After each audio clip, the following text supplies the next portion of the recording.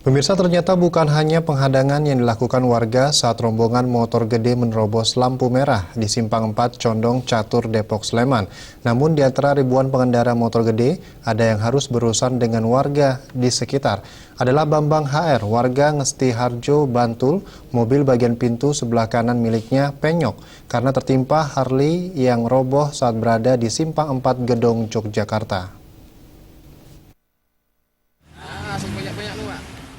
Inilah mobil Toyota Rush milik Bambang HR, warga Ngesti Harjo, Bantul, yang rusak karena tertimpa Harley Davidson saat berhenti di Simpang 4 Gedong Kuning, Yogyakarta. Mobil pensiunan PNS Dinas Pariwisata DIY ini tergores hampir 1 meter di bagian pintu depan sebelah kanan. Kejadian tersebut terjadi saat dirinya berhenti di lampu merah Gedong Kuning. Kemudian secara tiba-tiba saja ada rombongan moge melintas dan salah satu pengendara moge terjatuh dan menimpa mobilnya. Bambang kemudian keluar dari mobil bermaksud untuk meminta pertanggungjawaban pengendara. Namun justru pengendara moge bersama rombongannya pergi meninggalkan lokasi kejadian. Saya tengok ke kanan, ternyata Harley itu ambruk ke kanan, ini kena mobil saya.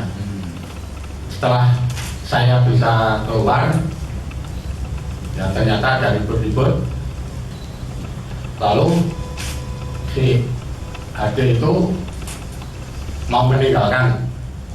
Sebelum meninggalkan saya sempat, "Pak, mobil saya di mana?"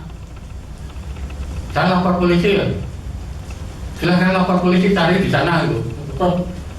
Mereka terus pergi gitu aja semuanya. Atas kejadian yang dialaminya, Bambang kemudian melaporkan ke polisi dengan laporan kecelakaan lalu lintas.